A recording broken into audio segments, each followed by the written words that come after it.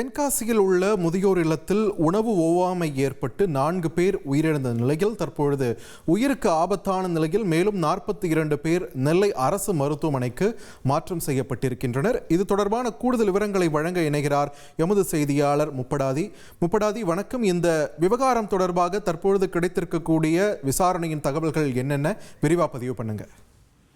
வணக்கம். தென்காசி மாவட்டம் சுந்தரபாண்டியபுரம் பகுதியில் உள்ள அன்னை முதியோர் இல்லத்தில் மாமிச உணவு சாப்பிட்ட பலருக்கு உணவு ஒவ்வாமை ஏற்பட்டு சிகிச்சைக்காக தென்காசி அரசு மருத்துவமனையில் அனுமதிக்கப்பட்டிருந்த நிலையில் அதில் 4 பேர் சிகிச்சை பலனின்றி உயிரிழந்தனர்.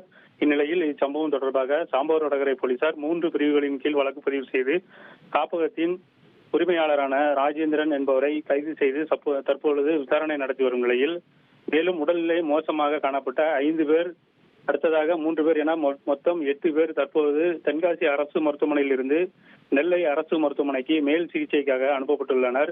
47 பேர் தென்காசி அரசு மருத்துவமனையில் சிகிச்சை பெற்று வந்தனர். இந்த நிலையில் தற்பொழுது 4 பேருக்கு உடல்நலம் சீரான நிலையில் அவர்களை வடகரை பகுதியில் செயல்பட்டு வரும் தனியார் காப்பகத்திற்கு அனுப்பி வைத்த நிலையில் மற்றவர்களுக்கு தீவிர சிகிச்சையானது அளிக்கப்பட்டு வருகிறது. மேலும் தற்பொழுது 8 பேர் மேல் சிகிச்சைக்காக மோசமான நிலையில் நெல்லை அரசு மருத்துவமனைக்கு அனுப்பி வைக்கப்பட்டுள்ள நிலையில் மேலும் பலி எண்ணிக்கை கூடுவதற்கான அபாயம் எழுந்துள்ளதாக கூறப்படுகிறது. நன்றி முப்படாதி, உங்களுடைய விரிவான தகவல்களுக்கு. செய்திகளை உடனுக்குடன் தெரிந்து கொள்ள உடனே சப்ஸ்கிரைப் பண்ணுங்க.